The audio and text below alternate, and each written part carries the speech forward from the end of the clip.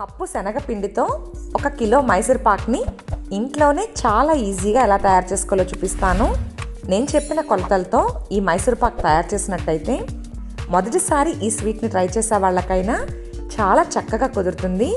Okay friends, ఇప్పుడు ఈ sweet ఎలా తయారు చేసుకోవాలో ఆ ప్రాసెస్ ఏంటో చూసేద్దామా. మరి ముందుగా స్టవ్ ఆన్ చేసుకుని ప్యాన్ పెట్టి 1 కప్పు నెయ్యి వేసుకోవాలి. మనం ఏ కప్తో నెయ్యి తీసుకున్నామో అదే కప్తో 3/4 కప్ వరకు ఆయిల్ వేసుకోవాలి. ఆయిల్ ప్లేస్లో మీరు కావాలనుకుంటే నెయ్యి కూడా వేసుకోవచ్చు. మొత్తం నెయ్యే వేసుకుంటే మైసూర్ పాక్ సాఫ్ట్గా వస్తుందండి. ఇలా కొద్దిగా నెయ్యి కొద్దిగా ఆయిల్ వేసుకోవడం వల్ల మైసూర్ పాక్ క్రిస్పీగా చాలా గుల్లగా వస్తుంది. ఇప్పుడు మంటను లో ఫ్లేమ్లో ఉంచి వేడి చేసుకోవాలి. ఇంతలో మైసూర్ పాక్ వేసుకోవడానికి ఏదైనా ఒక ట్రే కానీ లేదా ఒక ప్లేట్ కానీ తీసుకుని దానికి నెయ్యి అప్లై చేసి పక్కన పెట్టుకోండి. స్టవ్ ఆన్ చేసుకుని ప్యాన్ పెట్టి 2 కప్పుల వరకు షుగర్ వేసుకోవాలి. అదే కప్తో 1/4 కప్ వాటర్ వేసుకుని మంటను మీడియం హీట్లో ఉంచి ఒకసారి కలిపి తీగపాకం వచ్చేంత వరకు ఉడికించుకోవాలి. ఇలా షుగర్ మొత్తం కరిగిన తర్వాత పాకం మరుగుతూ ఉన్నప్పుడు ఒక్కసారి చెక్ చేసుకోవాలి.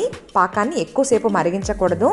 షుగర్ కరిగిన తర్వాత ఈ విధంగా బబుల్స్లా వస్తున్నాయి కదా, ఇప్పుడు గరిటెతో ఒక్కసారి పాకాన్ని తీసి చేతితో చూసినప్పుడు చేతికి జిగురుగా లైట్గా తీగపాకం రావాలి. ఫ్రెండ్స్ చూసారు కదా, ఇలా తీగపాకం వచ్చిన తర్వాత వెంటనే 1 కప్పు శనగపిండి వేసుకుని మంటను లో ఫ్లేమ్లో ఉంచి శనగపిండి మొత్తం షుగర్ సిరప్లో కలిసే విధంగా ఉండలు లేకుండా ఇలా గరిటెతో బాగా కలుపుకోవాలి. షుగర్ని ఎక్కువసేపు మరిగిస్తే ముదరపాకం వచ్చేస్తుంది. అలాంటప్పుడు మనం శనగపిండి వేసుకుంటే మాత్రం మైసూర్ పాక్ మొత్తం డ్రైగా అయిపోతుందండి. పీసెస్గా అందంగా రావాలి అంటే లేత పాకంలోనే మనం శనగపిండి వేసుకోవాలి. ఇది మాత్రం గుర్తుపెట్టుకోండి. ఇలా శనగపిండి మొత్తం ఉండలు లేకుండా షుగర్ సిరప్లో బాగా కలిసిన తర్వాత గరిటెతో కలుపుతూ ఒక 5 నిమిషాల పాటు ఉడికించుకోవాలి. ఫ్రెండ్స్ చూడండి, ఇదైతే ఉడికిపోయింది. ఇలా ఒక 5 నిమిషాలు ఉడికించిన తర్వాత ఈ శనగపిండిలో ముందుగా నెయ్యి నూనె కలిపి వేడి చేసుకున్నాం కదా, ఆ ప్యాన్ ఉన్న స్టవ్ని లో ఫ్లేమ్లో ఉంచుకుని అలా వేడిగానే ఉంచుకోవాలి. అలా వేడిగా ఉన్న నెయ్యి నూనె మిశ్రమాన్ని ఉడుకుతూ ఉన్న శనగపిండిలో వేసినప్పుడు ఇలా మనకి పొంగుతూ రావాలి. అలా కొద్దిగా ఈ శనగపిండిలో వేసుకుంటూ నెయ్యి నూనె మొత్తం ఇందులో కలిసేలా బాగా కలుపుకోవాలి. ఫ్రెండ్స్ చూస్తున్నారు కదా, ఇలా నెయ్యి నూనె మిశ్రమాన్ని ఈ శనగపిండిలో కొద్దిగా వేసుకుంటూ బాగా కలుపుకోవాలి. ఇలా వేడివేడిగా ఉన్న నెయ్యిని కొద్దిగా వేసుకోవడం వల్ల మైసూర్ పాక్ చాలా గుల్లగా వస్తుందండి. చూసారు కదా, నెయ్యి నూనె వేస్తుంటే శనగపిండి చక్కగా పొంగుతుంది. ఇలా గరిటెతో కలుపుకుంటూ కొద్దిగా వేడివేడిగా ఉన్న నెయ్యిని వేసుకుంటూ 8 నుంచి 10 నిమిషాల పాటు ఉడికించుకోవాలి. ఇది ఉడికించేటప్పుడు మంటను లో ఫ్లేమ్లోనే పెట్టి ఇలా గరిటెతో కలుపుతూ మధ్యలో వేడివేడిగా ఉన్న నెయ్యిని వేస్తూ కలుపుతూ ఉడికించండి.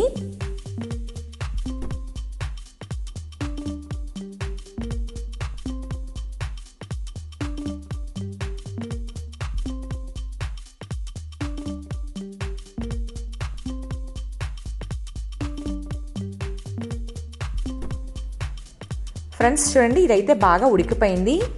ఇలా థిక్ కన్సిస్టెన్సీ వచ్చిన తర్వాత ఇప్పుడు ఇందులో మనం వేడి చేసి పెట్టుకున్న నెయ్యిని ఇంకా ఏమైనా మిగిలినట్టయితే అది కూడా వేసుకుని బాగా కలుపుకోవాలి. ఇలా లాస్ట్లో వేడివేడిగా ఉన్న నెయ్యి వేయడం వల్ల మైసూర్ పాక్ చాలా గుల్లగా వస్తుందండి. ఇప్పుడు స్టవ్ ఆఫ్ చేసేసి వెంటనే నెయ్యి రాసి పెట్టుకున్న ట్రేలోకి ట్రాన్స్ఫర్ చేసుకుని ఒక 2 నిమిషాల పాటు చల్లారనివ్వాలి. 2 నిమిషాల తర్వాత మనకు నచ్చిన షేప్లో ఈ విధంగా కట్ చేసుకోవాలి. బాగా చల్లారిన తర్వాత కట్ చేద్దాము అనుకుంటే షేప్ కరెక్ట్గా రాదండి. వేడి మీద ఉన్నప్పుడే ఇలా కట్ చేసుకోవాలి. నేనైతే డైమండ్ షేప్లో కట్ చేసుకుంటున్నాను. మీరు మీకు నచ్చిన షేప్లో కట్ చేసుకోవచ్చు. ఇలా కట్ చేసుకున్న తర్వాత ఇప్పుడు బాగా చల్లారనివ్వండి. చల్లారిన తర్వాత మాత్రమే ఇంకొక ప్లేట్లోకి ట్రాన్స్ఫర్ చేసుకోవాలి. ఫ్రెండ్స్ చూసారు కదా, 1 కప్పు శనగపిండితో కిలో మైసూర్ పాక్ని ఇంట్లోనే చాలా ఈజీగా ఎలా తయారు చేయాలో ఇలా నేను చెప్పిన ఈ కొలతలతో మీరు మైసూర్ పాక్ చేసినట్టయితే మొదటిసారి ఈ స్వీట్ని ట్రై చేసే వాళ్ళకైనా చాలా చక్కగా కుదురుతుంది. ఫెయిల్ అయ్యే ఛాన్స్ అయితే ఉండదండి. ఇప్పుడు విరిపి చూపిస్తాను చూడండి, ఎంత పర్ఫెక్ట్గా వచ్చిందో. చాలా గుల్లగా ఉంది కదా.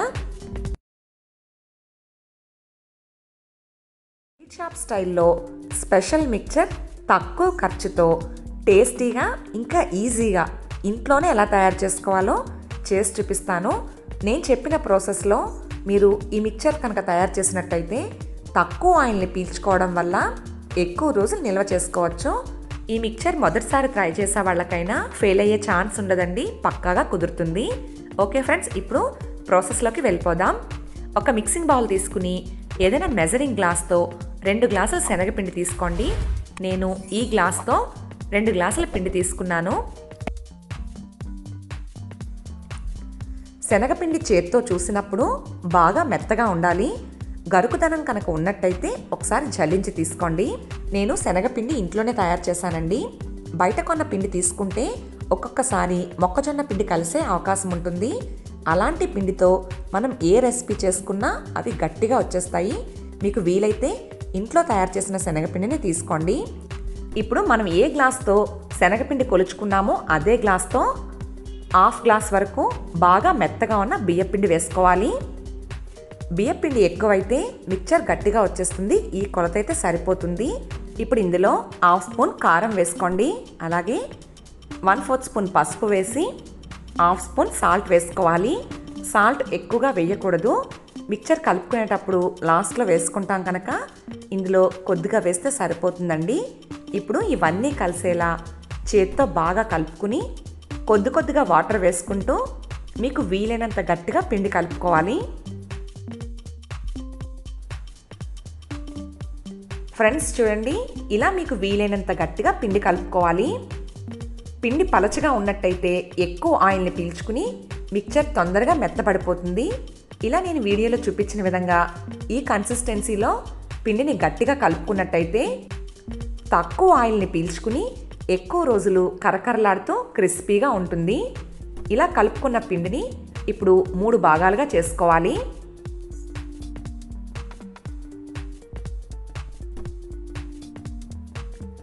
చూసారు కదా, 3 సమాన భాగాలుగా ఈ విధంగా చేసుకుని ఒక ముద్దతో మనం కారపూస వేసుకుందాము. ఇంకొక ముద్దతో ఆకు పకోడీ వేసుకుందాము. ఇంకొక ముద్దతో జంతికలు వేసుకుందాము. ఇలా మీకు తెలియడం కోసం ఈ విధంగా పెట్టి చూపిస్తున్నానండి. ఇప్పుడు మురుకుల గొట్టం తీసుకుని కారపూస వేసుకునే అచ్చు పెట్టి ముందుగా కారపూస వేసుకుందాము. ఇలా మురుకుల గొట్టంలో పిండి పెట్టేటప్పుడు చేతిని వాటర్తో తడుపుకుని ఈ విధంగా మీరు పెట్టినట్టయితే ఆయిల్లో వేసేటప్పుడు ఈజీగా జారుతుంది.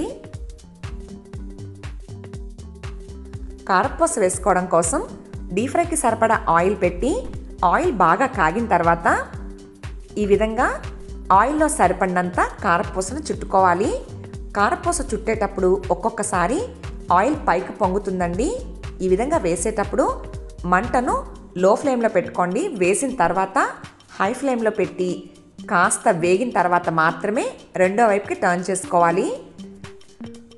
ఇలా అటు ఇటు తిప్పుకుంటూ 2 వైపులా బాగా వేగిన తర్వాత ఆయిల్లోంచి బయటికి తీసుకోవాలి. కారపూస తొందరగానే వేగిపోతుంది, మరి ఎక్కువసేపు టైం అయితే తీసుకోదండి. ఫ్రెండ్స్ చూడండి, ఇదైతే వేగిపోయింది.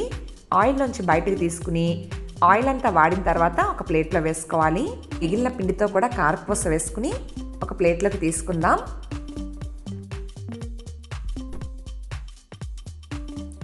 ఫ్రెండ్స్, కారపూస అయితే రెడీ అయిపోయింది కదా. ఇప్పుడు ఇది పక్కన పెట్టుకుని మురుకుల గొట్టంలో ఆకు పకోడీ వేసుకుని అచ్చు పెట్టి కాగుతూ ఉన్న ఆయిల్లో సరిపడినంత వేసుకోవాలి.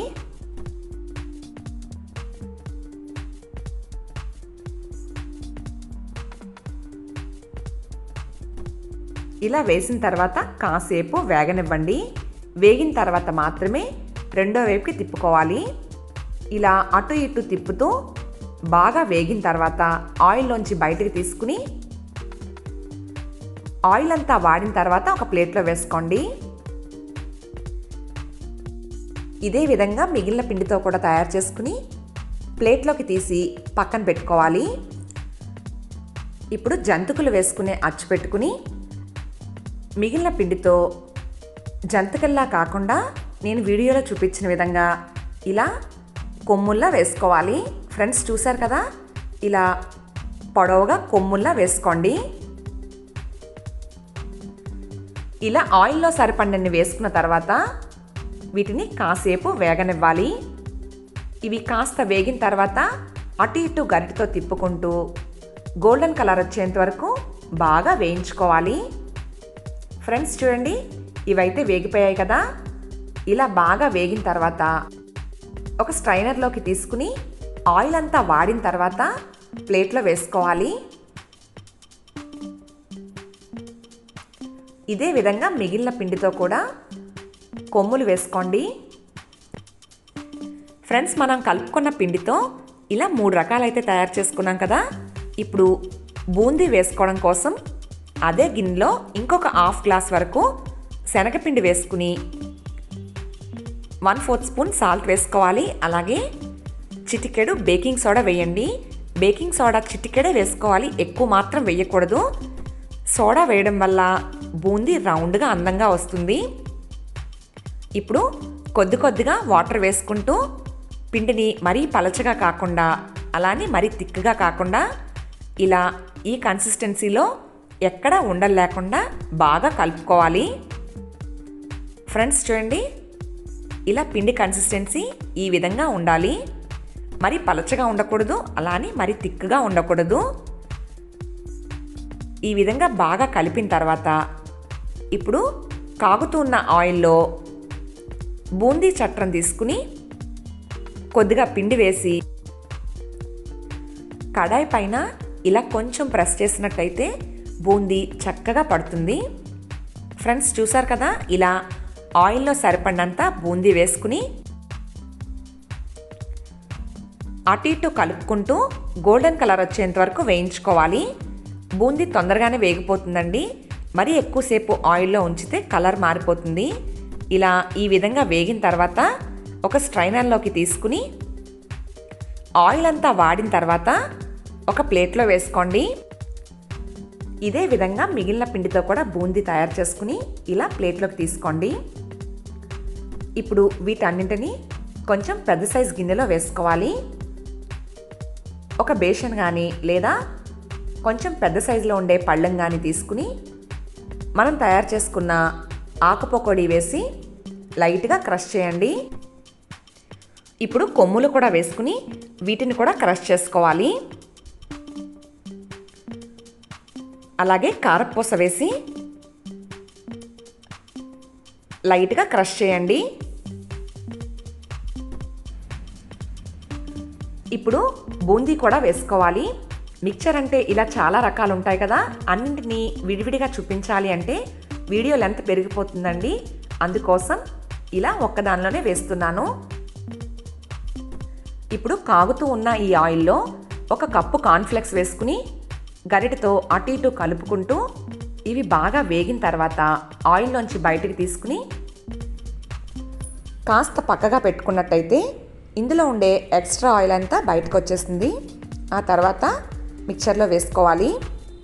ఇప్పుడు మూన్ బిస్కెట్స్ తీసుకుని వీటిని కూడా గోల్డెన్ కలర్ వచ్చేంత వరకు ఆయిల్లో వేసుకుని బాగా వేయించుకోవాలి. ఈ బిస్కెట్స్ మనకి రెడీమేడ్గా దొరుకుతాయండి. నేను కిరాణా షాప్లో తీసుకున్నాను.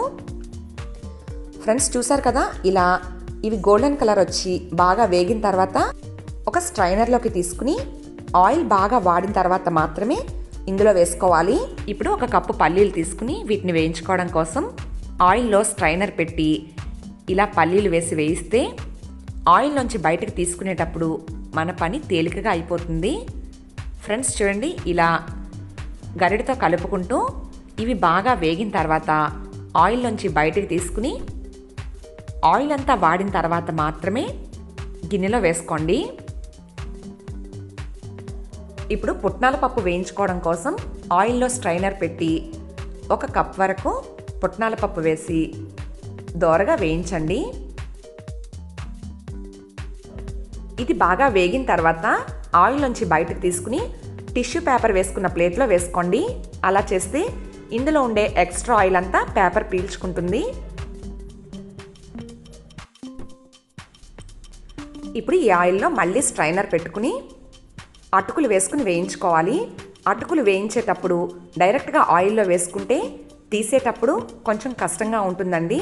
ఇలా స్ట్రైనర్లో వేసి వేయిస్తే ఆయిల్లోంచి బయటికి తీయడానికి ఈజీగా వస్తుంది. అటుకులు వేగిన తర్వాత ఆయిల్లోంచి బయటికి తీసుకుని ఆయిల్ అంతా వాడిన తర్వాత టిష్యూ పేపర్ ఉన్న ప్లేట్లో వేసుకోండి. ఇవి కొంచెం ఆయిల్ ఎక్కువ పీల్చుకుంటాయి. అందుకోసం టిష్యూ పేపర్ ఉన్న ప్లేట్లో వేసుకుని ఆయిల్ పీల్చిన తర్వాత మాత్రమే మనం మిక్చర్లో వేసుకుందాం. ఇప్పుడు మళ్ళీ స్ట్రైనర్ పెట్టి కొద్దిగా కరివేపాకు వేసుకుని కరివేపాకుని క్రిస్పీగా అయ్యేంత వరకు వేయించుకోవాలి. కరివేపాకు వేగిన తర్వాత ఆయిల్ నుంచి బయటికి తీసుకుని కాసేపు పక్కన పెడితే ఇందులో ఉండే మిగిలిన ఎక్స్ట్రా ఆయిల్ కూడా బయటకు వచ్చేస్తుంది. ఇప్పుడు ఒక చిన్న రోల్ తీసుకుని 10 నుంచి 15 వరకు వెల్లుల్లి రెమ్మలు వేసుకుని కచ్చా పచ్చాగా దంచుకోవాలి. ఇలా దంచిన వెల్లుల్లిని ఆయిల్లో వేసుకుని కాస్త దోరగా వేయించుకోవాలి. ఇలా ఒక స్ట్రైనర్లో వేసి వేయిస్తే తీసేటప్పుడు ఈజీగా వస్తుంది. ఈ విధంగా ఇవి బాగా వేగిన తర్వాత ఆయిల్లోంచి బయటికి తీసుకుని కాసేపు పక్కన పెట్టుకోండి. అప్పుడు ఇందులో ఉండే ఎక్స్ట్రా ఆయిల్ అంతా బయటకు వచ్చేస్తుంది. ఇప్పుడు మిక్చర్ కలుపుకోవడం కోసం మిగిలిన ఇంగ్రీడియంట్స్ కూడా యాడ్ చేసుకుందాం. ఫ్రెండ్స్ చూడండి, టిష్యూ పేపర్లో వేయించిన అటుకులు వేసుకోవడం వల్ల ఇందులో ఉండే ఎక్స్ట్రా ఆయిల్ అంతా ఈ పేపర్ పీల్చుకుంటుంది. అప్పుడు మిక్చర్ ఎక్కువ రోజులు నిల్వ ఉన్నా ఆయిల్ స్మెల్ రాకుండా ఉంటుందండి. ఈ విధంగా మనం వేయించుకున్న వాటన్నింటినీ ఇందులో వేసుకుని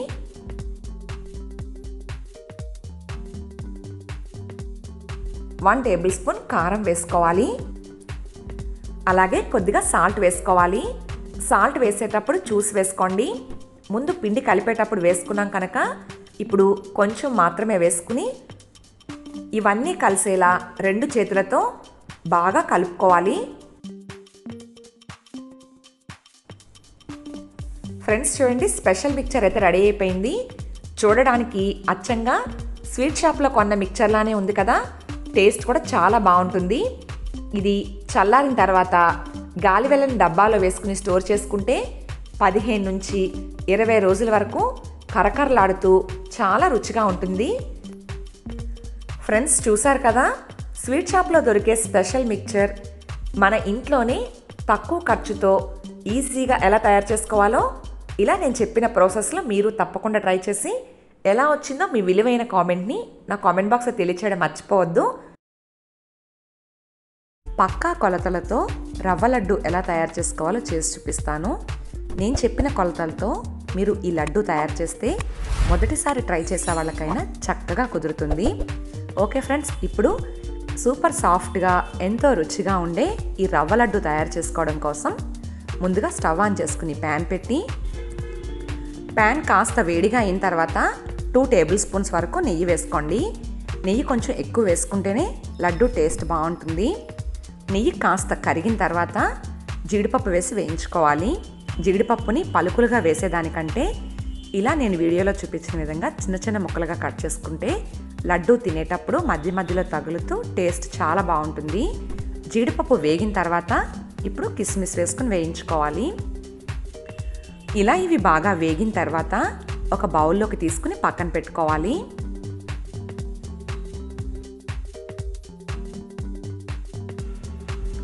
ఇప్పుడు ఇందులో 1 కప్ వరకు బొంబే రవ్వ వేసుకుని మంటను లో ఫ్లేమ్లో ఉంచి దోరగా వేయించుకోవాలి. రవ్వ బాగా వేగితేనే లడ్డు టేస్ట్ బాగుంటుంది. అందుకోసం మంటను సిమ్లో పెట్టి గరిటెతో కలుపుతూ మంచి అరోమా వచ్చేంత వరకు ఇలా బాగా వేయించండి. రవ్వ వేగుతూ ఉంటుంది. ఇంతలో మిగిలిన ప్రాసెస్ చూద్దాం. ఇప్పుడు ఒక మిక్సీ జార్ తీసుకుని మనం ఏ కప్తో బొంబే రవ్వ కొలుచుకున్నామో అదే కప్తో 3/4 కప్ వరకు షుగర్ వేసి కొంచెం బరకగా గ్రైండ్ చేసుకోవాలి, మరి మెత్తగా గ్రైండ్ చేయని అవసరం లేదండి. ఇలా చేత్తో చూస్తే కాస్త బరకగా ఉంటే సరిపోతుంది. ఫ్రెండ్స్ చూడండి, రవ్వ కూడా బాగా వేగిపోయింది. ఇలా గోల్డెన్ కలర్ వచ్చి బాగా వేగిన తర్వాత ఇప్పుడు ఇందులో మనం ముందుగా గ్రైండ్ చేసి పెట్టుకున్న షుగర్ పౌడర్ వేసుకోవాలి. ఫ్రెండ్స్ చూసారు కదా, రవ్వను ఈ విధంగా వేయించుకోవాలి. ఇప్పుడు ఇందులో మనం షుగర్ పౌడర్ వేసుకుని మొత్తం అంతా కలిసేలా బాగా కలుపుకోవాలి. షుగర్ పౌడర్ వేసిన తర్వాత వెంటనే స్టవ్ ఆఫ్ చేసుకోవాలి. స్టవ్ని ఆన్లో ఉంచిన అవసరం లేదండి, ఎందుకంటే ప్యాన్ వేడిగా ఉంది కనుక ఆ వేడికి షుగర్ మెల్ట్ అవుతుంది. ఇలా షుగర్ పౌడర్ మొత్తం బాగా మిక్స్ అయిన తర్వాత ముందుగా వేయించి పెట్టుకున్న డ్రై ఫ్రూట్స్ వేసుకుని బాగా కలుపుకోవాలి.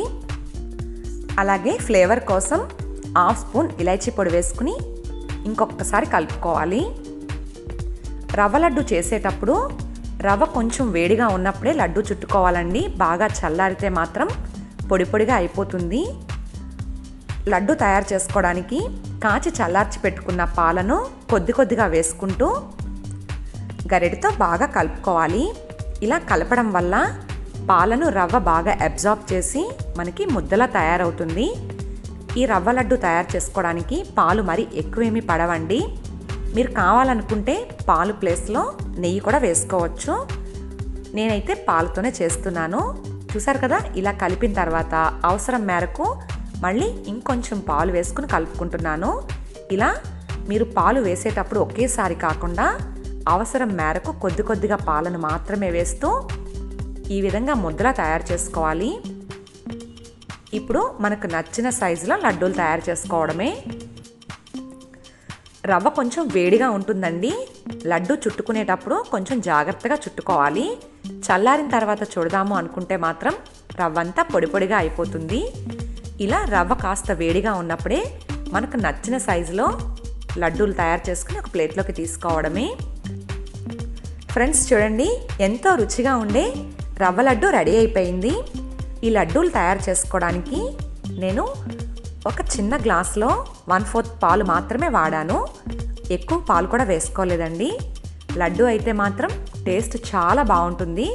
సాఫ్ట్గా ఎంతో రుచిగా ఉండే రవ్వ లడ్డు ఎలా తయారు చేయాలో తెలుసుకున్నారు కదా. ముద్దపప్పుతో కమ్మటి జంతికలు ఎలా వేసుకోవాలో చూపిస్తాను. జంతికలు ఎప్పుడూ చేసుకునేలా కాకుండా నేను చెప్పిన ప్రాసెస్లో మీరు తయారు చేసినట్టయితే కరకరలాడుతూ చాలా గుల్లగా ఉంటాయి. ఓకే ఫ్రెండ్స్, ఇప్పుడు ఈ జంతికలు తయారు చేసుకోవడం కోసం ముందుగా పప్పు ఉడికించుకోవాలి. దానికోసం కుక్కర్ తీసుకుని నేను ఒక టీ గ్లాస్ పెసరపప్పుతో ఈ జంతికలు చేస్తున్నాను. మీరు ఇంకా ఎక్కువ క్వాంటిటీలో కావాలన్నా చేసుకోవచ్చు. పప్పు ములిగేంత వరకు వాటర్ వేసుకుని 2-3 సార్లు శుభ్రంగా కడిగి వాటర్ లేకుండా తీసుకోవాలి. ఇలా కడిగిన పెసరపప్పులో మనం ఏ గ్లాస్తో పప్పు తీసుకున్నామో అదే గ్లాస్తో 1 గ్లాస్ పెసరపప్పుకి 2.5 గ్లాసుల వాటర్ వేసుకోవాలి. వాటర్ మరీ ఎక్కువ వేయకండి, పప్పు విజిల్స్ వచ్చేటప్పుడు పైకి పొంగిపోతుంది. ఇలా 1 గ్లాస్ పెసరపప్పుకి 2.5 గ్లాసుల వాటర్ వేసుకుని కుక్కర్ మూత పెట్టి 3 విజిల్స్ వచ్చేంత వరకు ఉడికించుకోవాలి. కుక్కర్ విజిల్స్ వచ్చి ప్రెషర్ తగ్గిన తర్వాత మూత తీసి చూద్దాం. ఫ్రెండ్స్ చూడండి, పప్పు అయితే ఉడికిపోయింది కదా. ఇలా ఉడికిన ఈ పప్పుని గరిటెతో బాగా మెత్తగా మెదుపుకోవాలి. ఫ్రెండ్స్ చూడండి, ముద్దపప్పు రెడీ అయిపోయింది కదా. ఈ పప్పుతోనే జంతికలు చేసుకుంటాము. ముద్దపప్పు చల్లారితే గట్టిగా అయిపోతుంది. కొంచెం వేడిగా ఉన్నప్పుడే బియ్యపిండి కలుపుకోవాలి. మనం ఏ గ్లాస్తో పప్పు తీసుకున్నామో అదే గ్లాస్తో బాగా మెత్తగా ఉన్న బియ్యపిండి 5 గ్లాసుల వరకు వేసుకోండి. ఈ కొలత అయితే జంతికలు చాలా బాగా వస్తాయి. బియ్యపిండి తీసుకునేటప్పుడు బరకగా ఉండకూడదండి, బాగా మెత్తగా ఉండాలి. గరుకుదనం ఉన్నట్టయితే జంతికలను ఆయిల్లో చుట్టేటప్పుడు అందంగా రాకుండా ముక్కలుగా విరిగిపోతాయి. అందుకోసం బాగా మెత్తగా ఉన్న బియ్యపిండి మాత్రమే తీసుకోండి. ఫ్రెండ్స్ చూడండి, నేను ఈ గ్లాస్తో 5 గ్లాసుల వరకు బియ్యపిండి వేసుకున్నాను కదా. ఇప్పుడు ఇందులో 1 స్పూన్ సాల్ట్ వేసుకుని 1 స్పూన్ నల్ల జీలకర్ర వేసుకోండి. ఇది మీ దగ్గర లేకపోతే నువ్వులైనా వేసుకోవచ్చు. అలాగే 1 టేబుల్ స్పూన్ వాము తీసుకుని 2 చేతులతో లైట్గా క్రష్ చేసి వేసుకుంటే మంచి ఫ్లేవర్ వస్తుంది. ఇప్పుడు పప్పు కొంచెం వేడిగా ఉంది కనుక నేను గరిటెతోనే కలుపుతున్నాను. మీకు తెలియడం కోసం చెప్తున్నానండి. గోరువెచ్చగా ఉన్నప్పుడు మాత్రమే బియ్యపిండి వేసుకోండి. మరీ వేడిగా ఉండకూడదు, అలా అని పప్పు మరీ చల్లగా కూడా ఉండకూడదు. చూసారు కదా, మనం చేత్తో పప్పుని ముట్టుకునేంత వేడి ఉంటే సరిపోతుంది. ఇలా బియ్యపిండి మొత్తం ఈ ముద్దపప్పులో కలిసేలా బాగా కలిపి అవసరం మేరకు కొంచెం కొంచెం వాటర్ వేసుకుంటూ పిండిని గట్టిగా కలుపుకోవాలి. పిండి పలచనైతే జంతికలు మెత్తగా ఉంటాయి, అలాగే ఆయిల్ కూడా ఎక్కువ పీల్చుకుంటాయి.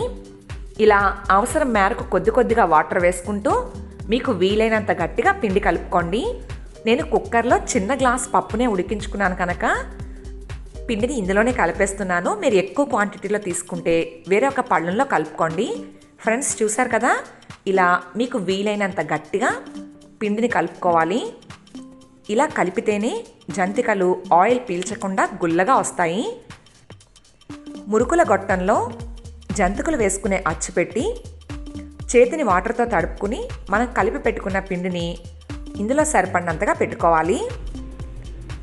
ఇలా పిండి పెట్టుకునేటప్పుడు వాటర్తో చేతిని తడుపుకోవడం వల్ల జంతికలు చుట్టేటప్పుడు పిండి ఈజీగా జరుగుతుంది. ఇలా సరిపడినంత పిండి పెట్టుకుని ఇప్పుడు మీరు కావాలనుకుంటే డైరెక్ట్గా ఆయిల్లోనే చుట్టుకోవచ్చు.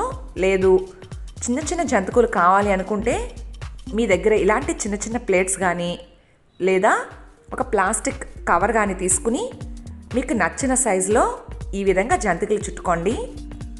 నేను మా పిల్లల కోసం ఇలా చిన్న చిన్నవి వేస్తున్నాను.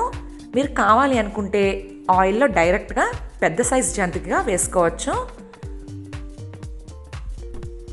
చూసారు కదా, ఇలా జంతికలను చుట్టి కాగుతూ ఉన్న ఆయిల్లో ఈ విధంగా ఒక్కొక్కటిగా వేసుకోండి.